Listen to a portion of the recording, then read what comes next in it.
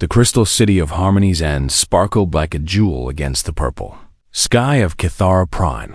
Its towers reached high into the clouds, each one grown from pure crystal over thousands of years.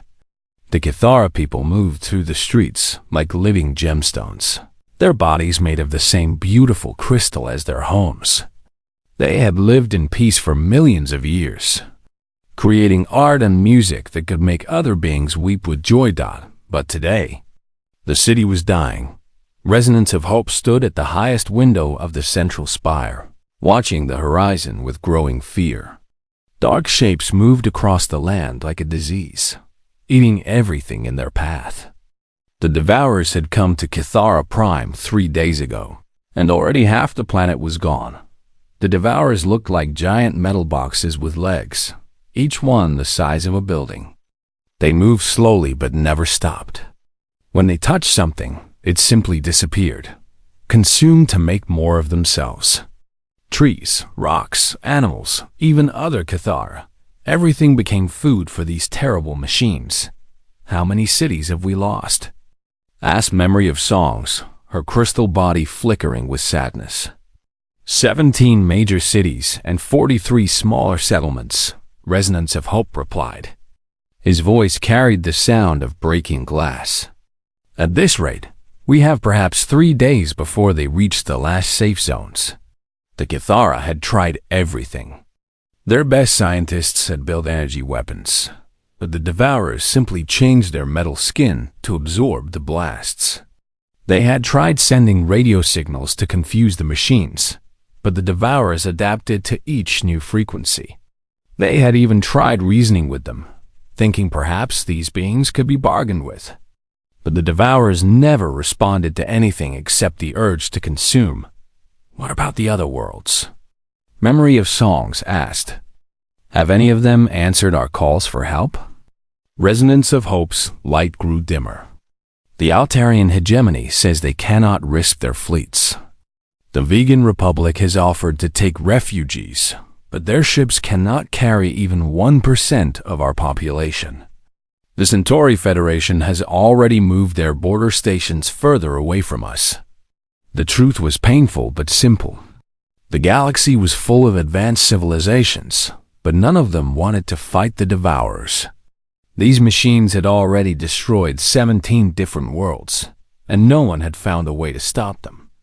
The smart choice was to stay far away and hope the Devourers would be satisfied with what they had already eaten, but the Kithara had nowhere to run.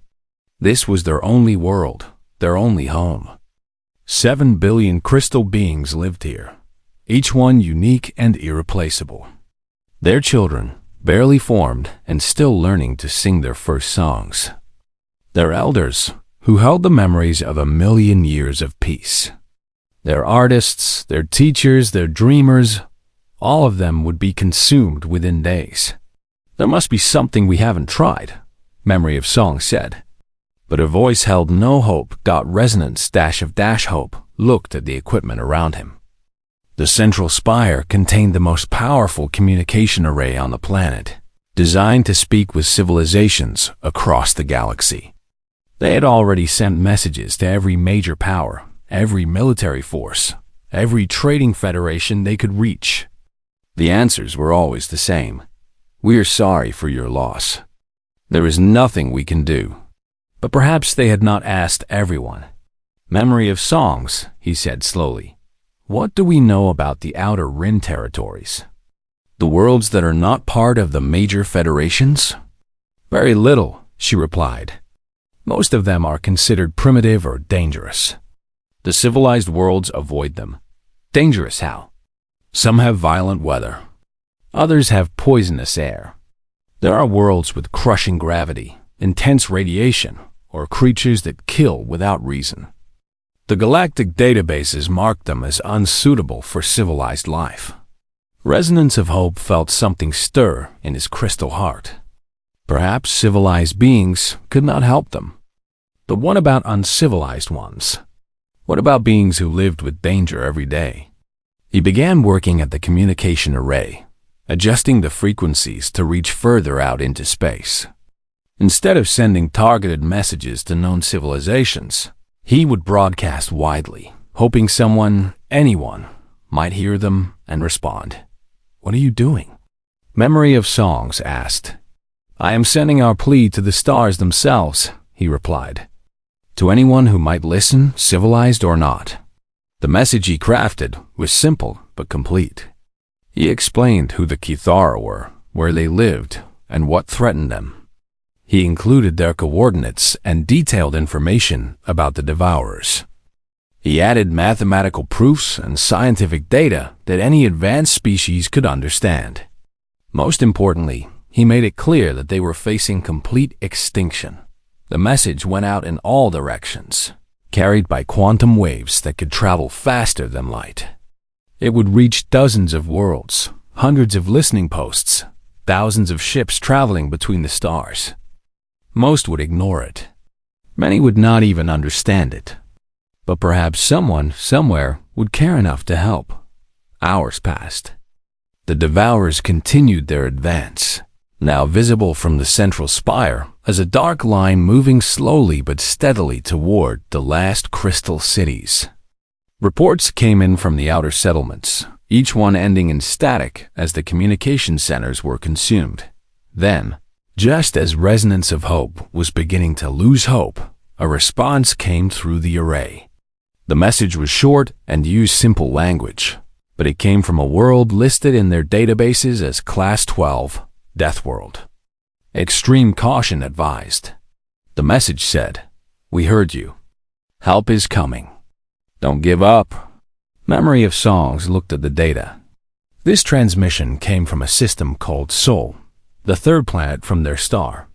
According to our records, it's covered in water and has an oxygen atmosphere with dangerous weather patterns. What kind of beings live there? Unknown. Our surveys marked it as too dangerous to visit.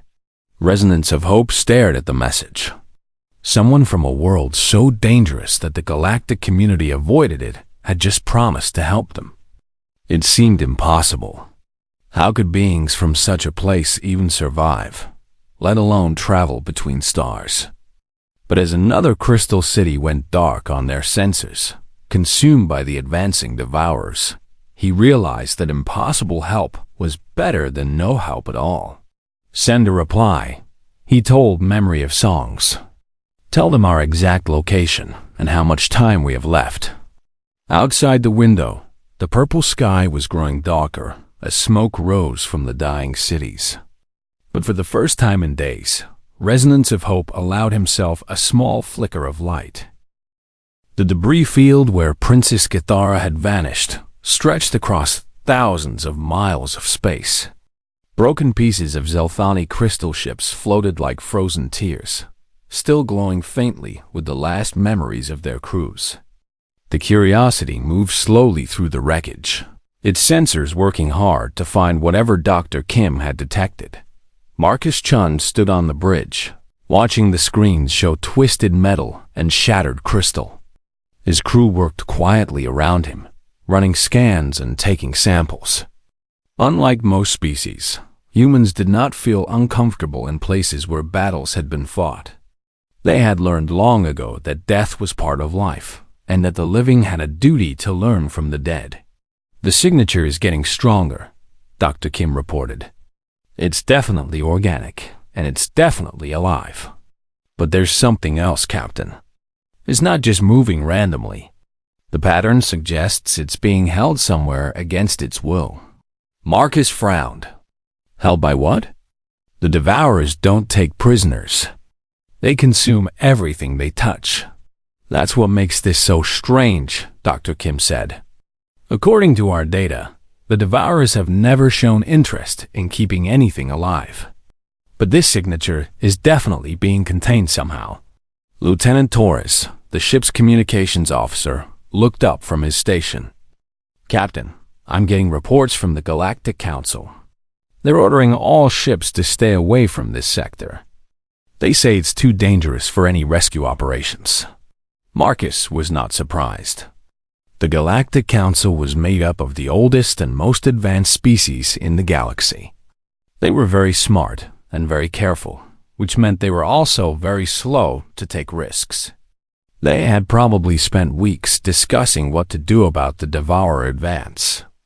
And their answer was always the same: retreat and wait for someone else to solve the problem. What about the Zelthani government? Marcus asked. Are they sending any ships? No, sir, Torres replied. Their queen has not responded to any communications. Their military is focused on defending their remaining worlds. They've written off anything in Devourer space as lost. Dr. Kim enhanced her readings and pointed at the main screen. Captain, look at this. The energy signature is moving in a specific direction. It's being taken somewhere, and I think I know where. The screen showed a map of local space with red dots marking Devourer ships. Most of them were small attack vessels, but one was much larger than the others. It was moving slowly through the debris field, stopping at certain spots to collect something. That's a processing ship, said Dr. Martinez, their xenobiology expert. The Devourers use them to break down the biological material they collect. They're like giant stomachs that can fly through space. Marcus felt a chill run down his spine. And you think whatever Dr. Kim detected is on board that ship? It would make sense, Dr. Martinez continued. The Devourers might be keeping something alive to study it before consumption. They've never encountered Zelthani biology before. They might want to understand it first. Dr. Kim nodded excitedly. The quantum signature matches Zelthani life energy patterns. Captain, I think Princess Cathara might still be alive. The bridge fell silent. Everyone knew what this meant. If the princess was alive, she was trapped on a ship full of creatures that existed only to consume other life forms. She was probably being studied and tortured while her captors decided how best to absorb her life force. Most species would have sent this information to their governments and waited for orders. The smart thing would be to report the finding to the Galactic Council and let them decide what to do. The safe thing would be to return to human space and let someone else handle the rescue. But Marcus Chen was thinking like a human, which meant he was thinking about what was right instead of what was smart or safe. How long before that processing ship leaves this sector? He asked. Dr. Kim checked her instruments. Based on its current speed and direction, maybe 6 hours. After that, it will probably jump to wherever the main Devourer fleet is going next. And how long would it take to get a message to the Galactic Council and receive a response? Lieutenant Torres did some quick calculations. At least 12 hours, sir. Maybe longer if they decide to form a committee to discuss it. Marcus looked around at his crew. They were all staring at him with expressions he had seen before. It was the look humans got when they were about to do something that other species would call insane. Sir, said Dr. Martinez carefully, are you thinking what I think you're thinking? Marcus walked over to the main screen and stared at the image of the Devourer processing ship. It was huge, at least 10 times the size of the Curiosity. Its surface looked like living tissue mixed with metal, and it moved through space in a way that made his eyes water to look it directly. I'm thinking that somewhere on that ship is a young woman who has been trapped for 2 months while her mother grieves for her, Marcus said quietly. I'm thinking that by the time any official rescue mission gets organized, she either be dead or lost forever. Captain, Dr. Kim said, that ship is crawling with Devourers. We don't even know how many of them there are. Our ship has basic defensive systems, but we're not a warship. If we try to board that thing, we'll probably all die. Marcus nodded. You're right. This is a terrible plan with almost no chance of success. Any of you who want to leave can take the shuttle back to the nearest human station. I won't think less of you. Nobody moved. Sir, said Lieutenant Torres, with respect, that's the worst sales pitch I've ever heard. You make it sound like we're definitely going to die. We might, Marcus admitted. The Devourers have destroyed entire fleets. We're just one small ship with 12 people on it. Dr. Martinez laughed, but it was not a happy sound. Captain, my grandmother used to tell me stories about humans in the old days. She said we used to hunt animals that were bigger and stronger than us by being smarter and more stubborn. Maybe we can't outfight those things, but maybe we can outsmart them. Dr. Kim was already running calculations on her computer. The processing ship has some kind of biological armor, but our sensors show weak points where different sections connect. If we could get close enough, we might be able to cut through. And then what? Asked Torres. We walk around inside a ship full of monsters looking for one prisoner? Marcus smiled for the first time in days. Then we do what humans do best. We improvise, we adapt, and we don't give up until the job is done. He turned to address his entire crew. I'm not ordering anyone to do this. This is volunteer only. We're going to try to rescue someone we've never met from a species we've never encountered. And we're going to do it because it's the right thing to do. One by one, his crew nodded their agreement. They were scared. Marcus could see it in their faces. But they were also determined. It was a very human expression. All right then, Marcus said. Let's go save a princess. The Devourer processing ship looked even worse up close. Its surface was covered with what looked like veins and arteries, pulsing with dark fluid. Strange openings appeared and closed along its hull like breathing holes. The whole thing seemed more grown than built. As if someone had convinced the nightmare to take the shape of a spaceship, Marcus Chun floated in space outside the Curiosity, wearing his environment suit and carrying a bag of tools that would have made other species laugh. While most aliens used advanced energy weapons and sophisticated scanning devices, humans still preferred simple mechanical tools that worked even when more complex systems failed. Readings show the weak point is just ahead.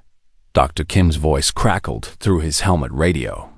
The hull is thinner where the feeding section connects to the storage area. You should be able to cut through with the plasma torch. Marcus activated his suit's thrusters and moved carefully toward the spot Kim had identified.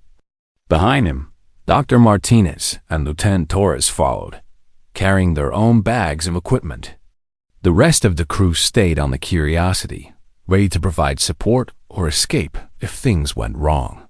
The surface of the Devourer ship felt warm against his gloved hands, and it seemed to pulse with a heartbeat.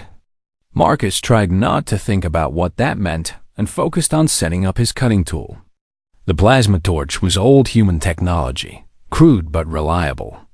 It had been designed to cut through asteroid rock, but it should work on alien bio-armor too.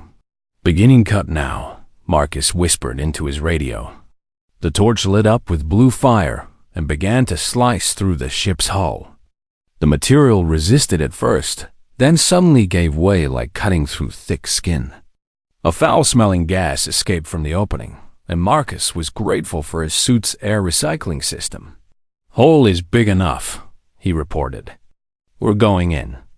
The inside of the ship was like being swallowed by a giant creature. The walls were curved and organic, covered with a slick substance that might have been moisture or something worse.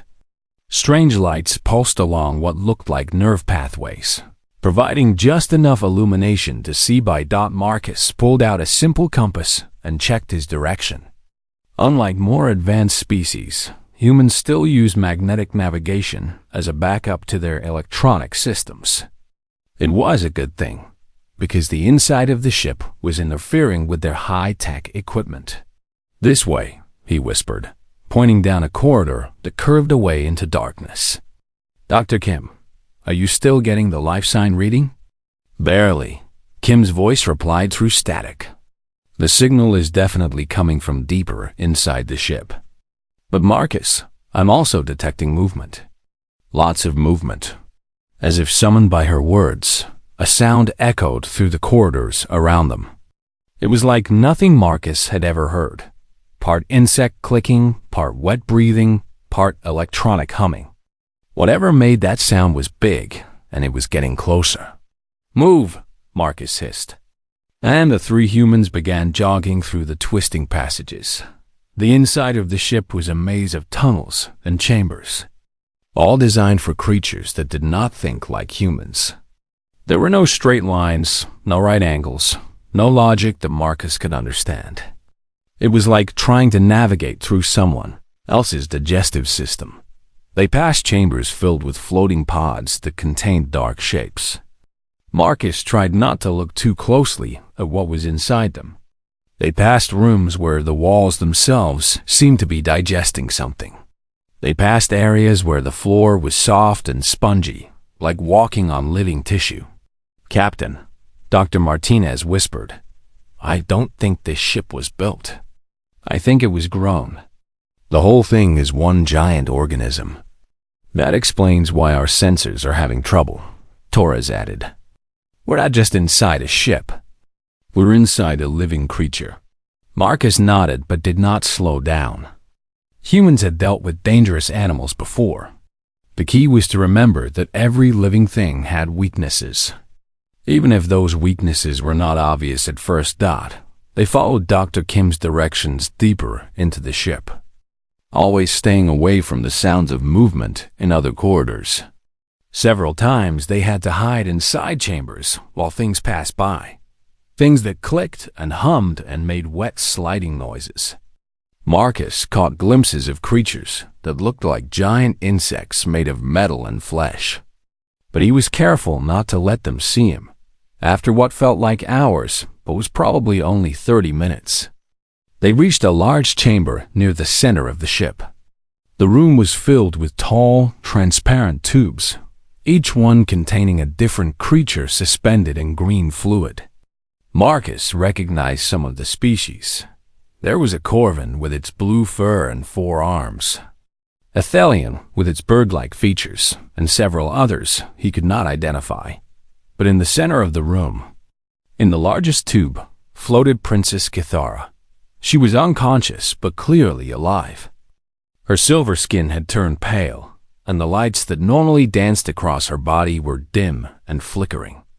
Tubes connected to her arms and head were slowly drawing away her life energy, feeding it to something deeper in the ship. "Found her," Marcus whispered into his radio. "She's alive but weak. We need to get her out of here fast." Dr. Martinez was already studying the tube's construction. "The container is biological, but it has mechanical controls.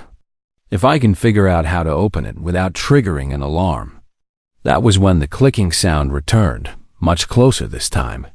Through the chamber's entrance crawled something that made Marcus's skin go cold. It was roughly the size of a horse, but it moved like a spider. Its body was covered in black armor that looked like metal but moved like muscle. Multiple eyes on stalks turned to focus on the 3 humans. "It's seen us," Torres said quietly, raising his plasma rifle. "Wait," Marcus said. He had noticed something important. The creature was not attacking immediately. Instead, it was studying them with what looked like curiosity.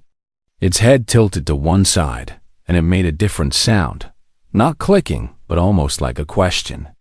"I don't think it recognizes us," Marcus realized. "We're not in its database. It doesn't know if we're food or threat or something else." Moving very slowly, Marcus reached into his tool bag and pulled out a simple emergency flare. Human spacecraft carried these as backup lighting in case power systems failed. It was old technology, but it was also very bright. The creature's eyes followed the flare as Marcus held it up. When he activated it, the sudden red light made the creature rear back and make an alarmed sound. For just a moment, it was distracted. "Now!" Marcus shouted. Dr. Martinez's hands flew over the tube's controls, while Torres kept watch at the entrance. Marcus moved to catch Princess Kithara as the green fluid began to drain away. The tube opened with a wet sucking sound, and the Zelthani princess collapsed into his arms. She was heavier than she looked, but not too heavy for a human who had grown up on a high-gravity world. Marcus lifted her over his shoulder, while Martinez grabbed medical supplies from his pack. She's breathing but unconscious, Martinez reported quickly. Her life signs are weak but stable. We need to get her medical attention soon. The creature in the doorway had recovered from its surprise and was making loud clicking sounds that echoed through the ship. More clicking answered from other parts of the vessel. They're calling for help, Torres said grimly. We need to move now. Marcus looked around the chamber at all the other tubes containing prisoners. There was the Corvin, the Thelian, and at least 6 others from species he did not recognize. All of them were alive. All of them were being slowly consumed. Captain, Torres said urgently, we have to go. We can't carry them all. Marcus stared at the other prisoners. Every human instinct told him to try to save them too. But he also knew that Torres was right. They could barely carry one person, and the Devourers were already hunting them. I'm sorry, he whispered to the other prisoners, even though they could not hear him. I'll try to come back for you. The 3 humans ran from the chamber as the sounds of pursuit grew louder behind them. Marcus carried Princess Kithara while Martinez and Torres cleared the way ahead. The ship seemed to be waking up around them. Walls pulsed faster, lights grew brighter, and strange alarms began to sound. The exit is this way, Marcus said, following his compass back through the maze of corridors. Behind them, the clicking sounds grew closer and more numerous. They reached the hole they had cut just as the first Devourer creature appeared at the far end of the corridor. It was different from the one in the chamber, longer and thinner, built for moving fast through tight spaces. When it saw them, it let out a shriek that made Marcus's ears ring even through his helmet. Go, go, go! Torres shouted, pushing Marcus toward the opening. Martinez went first, then Marcus with the princess, then Torres covering their retreat. They jetted through space toward the Curiosity as the Devourer ship began to change behind them. The hole they had cut was already sealing itself, and new openings were appearing along the hull. Things that looked like weapons were growing from the ship's surface. Curiosity, we need pickup now. Marcus called into his radio. Dr. Kim's voice crackled back. Coming in hot, Captain. Hold on. The human ship swooped down and caught them at its docking bay, just as the first energy blast from the Devourer ship lit up the space around them. As soon as they were inside, the Curiosity's engines roared to life and carried them away into the darkness between the stars. Princess Kithara woke up slowly, like rising from the bottom of a deep, dark ocean. The first thing she noticed was that she was warm. For months, she had been cold, so cold that she had forgotten what warmth felt like. The second thing she noticed was that she was clean. The horrible green fluid that had filled her lungs and covered her skin was gone. The third thing she noticed was that someone was talking in a language she had never heard before. Her biosigns are stabilizing, a female voice was saying. The neural pathways show normal activity patterns. I think she's waking up. Kithara opened her eyes and saw a ceiling made of plain metal painted white.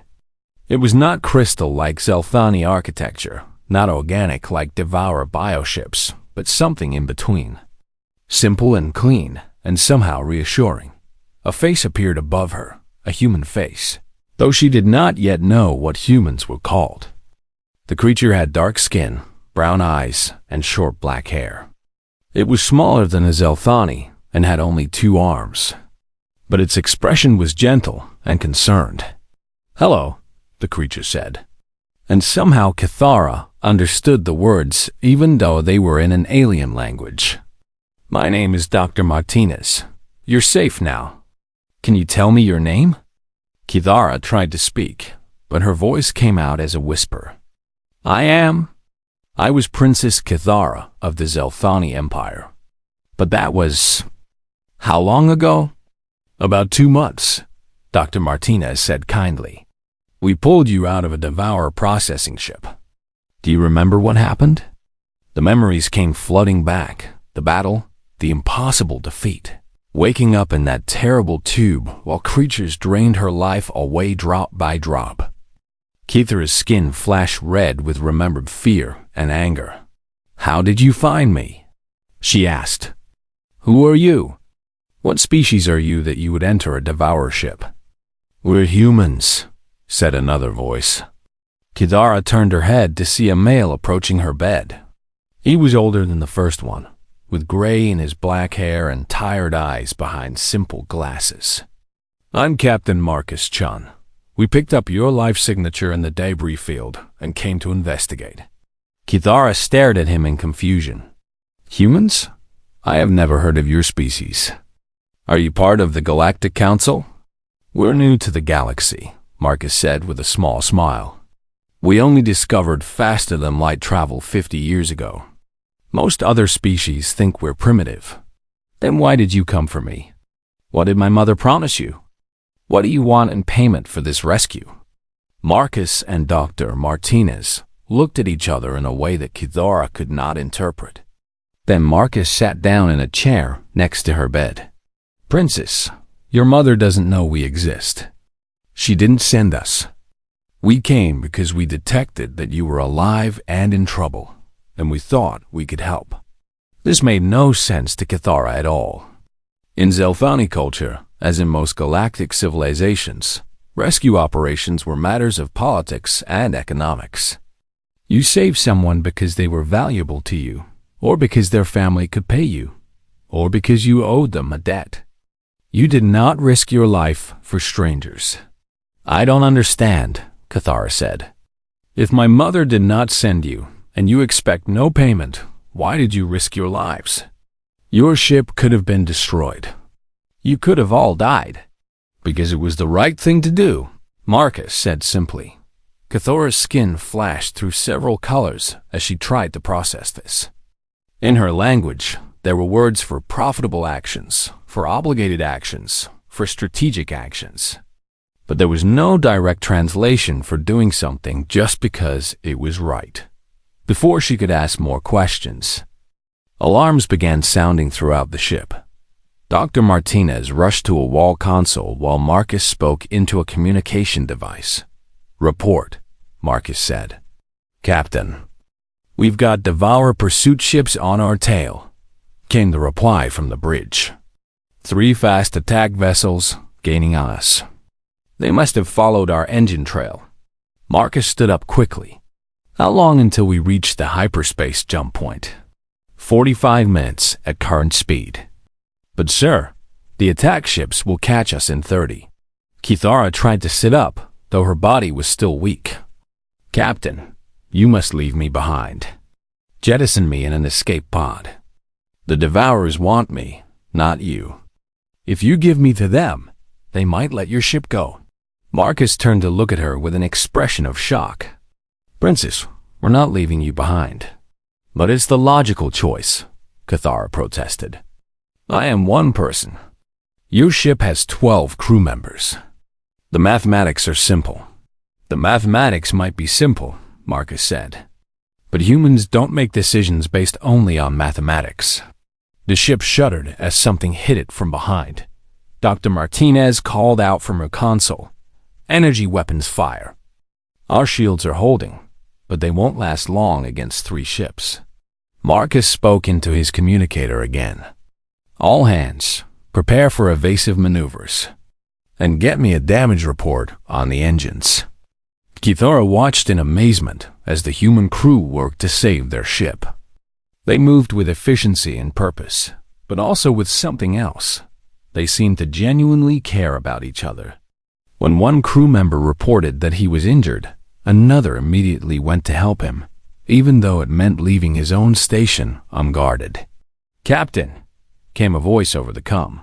"This is Torres. I've got an idea, but it's risky." "Let's hear it," Marcus replied. "The Devourers are tracking our engine signature, right? What if we shut down the main engines and use only the maneuvering thrusters? We'd be moving slowly, but we might be able to hide in the asteroid field ahead." "That's insane," Dr. Martinez said. "If they spot us while we're moving that slowly, we'll be sitting ducks."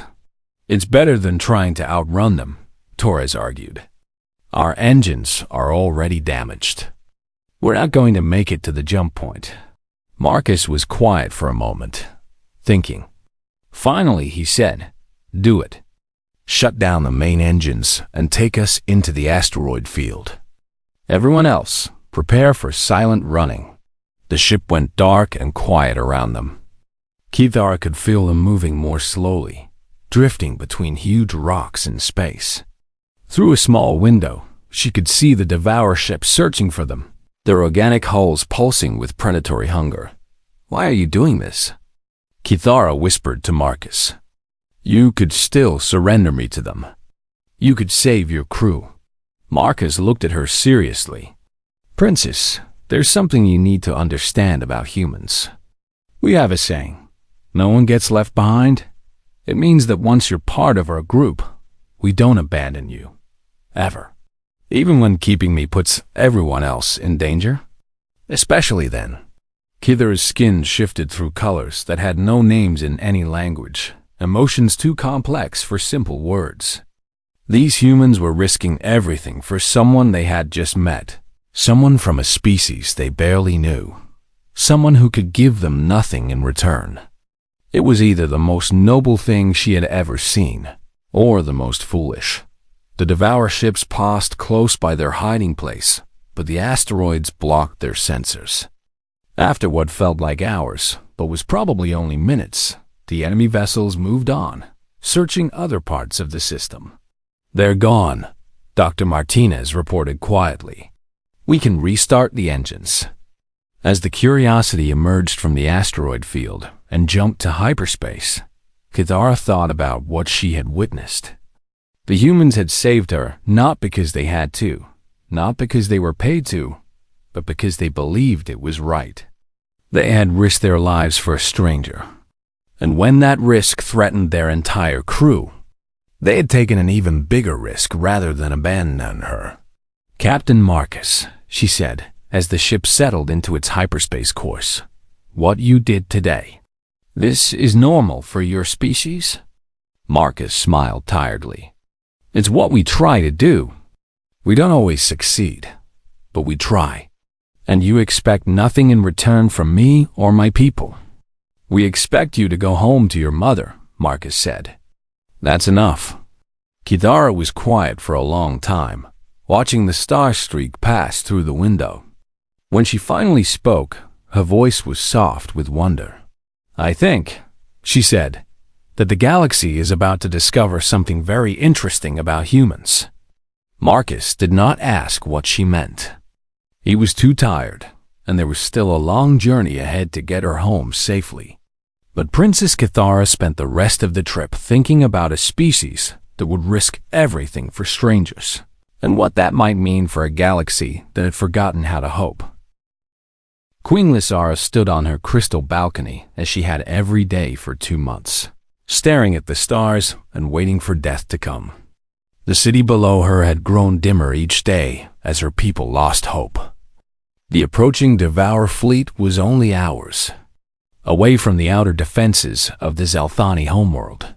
She did not notice the small ship approaching through the atmosphere until General Vorthik came running onto the balcony, his skin blazing with colors she had not seen in months, excitement, disbelief, and something that might have been joy.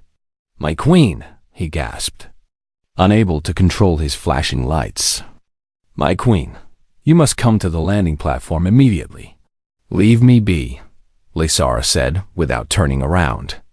"Whatever news you bring, it cannot matter now." "Your Majesty," Vorthik said, his voice shaking. "Princess Kithara is home." Queen Lysara turned around so fast that her formal robes spun around her like liquid starlight.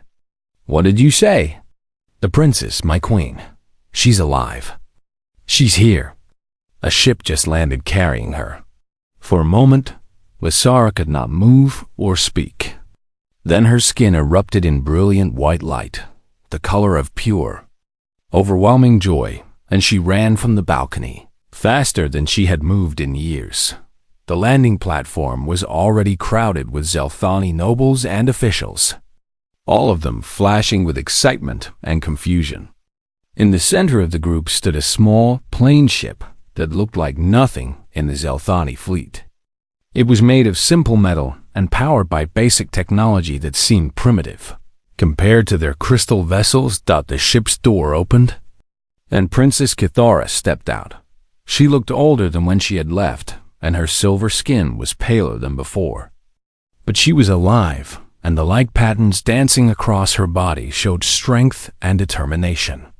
Behind her came 3 small aliens that none of the Zelthani recognized.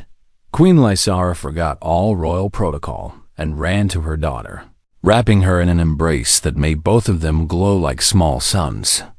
For several minutes, neither could speak through their tears and the overwhelming light of their reunion. "My daughter," Lysara whispered finally. "I thought you were lost forever. There was no death echo, no sign of your passing. We believed the worst. I was taken by the Devourers, Mother. They kept me alive on one of their ships, draining my life force slowly to study our biology." Kithara's skin flashed dark red at the memory. "I would have died there if these humans had not rescued me." Lysara looked over her daughter's shoulder at the 3 aliens standing quietly nearby. They were small and simply dressed, with none of the formal decorations or ceremonial weapons that usually marked important visitors. They looked ordinary, unremarkable, and completely out of place among the crystal spires and flowing lights of Zelthani architecture. "Humans?" Lysara asked. "I have never heard of this species. Are they mercenaries? What payment did you promise them?" "That is what I asked," Kithara said, her skin flickering with amazement. "But Mother, they want nothing. They rescued me not for payment or politics or strategy, but because they believed it was the right thing to do." Queen Lysara studied the 3 humans more carefully. The one in front, an older male with gray in his black hair, stepped forward and bowed politely, but without the deep prostration that was customary when meeting Zelthani royalty. "Your Majesty," he said in accented but understandable Zelthani. "I am Captain Marcus Chun of the human ship Curiosity. We are honored to return your daughter to you safely." "Captain Chen," Lysara said, her voice formal but not unfriendly. "My daughter tells me that you asked for no reward for this rescue. This is unusual. What do you and your people truly want from the Zelthani Empire?" Marcus looked slightly uncomfortable with the question. "Your Majesty, we want nothing except to continue our research. We are scientists, not diplomats or traders. We study how different species live and work together in the galaxy. And you risked your lives for a stranger to further this research?" "No, Your Majesty. We risked our lives because Princess Kithara needed help, and we were in a position to provide it." Lysara's skin shifted through several colors as she tried to understand this. Around them, the gathered Zelthani nobles were also flashing with confusion. This kind of behavior made no sense in their worldview. "Captain Chun," Lysara said slowly, "perhaps you could explain your motivations more clearly. What benefit does your species gain from such actions?" Marcus was quiet for a moment, choosing his words carefully. "Your Majesty, humans believe that helping others when they need help is not about gaining benefits. It's about being the kind of people we want to be. We want to live in a galaxy where beings help each other, so we try to do our part to make that happen." General Vorthik stepped forward, his skin showing skeptical orange patterns. "Captain, that is a beautiful philosophy, but surely your government has strategic interests in this region. Perhaps you seek a military alliance against the Devourers." "General," Marcus replied, "my government doesn't even know we're here. We're a research vessel, not a diplomatic mission. We happened to detect the princess's life signs and decided to investigate." "You decided?" Lysara asked. "Without orders from your superiors?" "Without authorization from your government." "Yes, Your Majesty." "And your crew agreed to this unauthorized rescue mission?" They were willing to risk their lives for someone they had never met. They volunteered, Your Majesty. I gave them the option to leave, but they all chose to stay and help. Princess Kithara moved closer to her mother. It's true, Mother. I watched them during the escape from the Devourer ship and during the journey home. They care for each other in ways I have never seen before.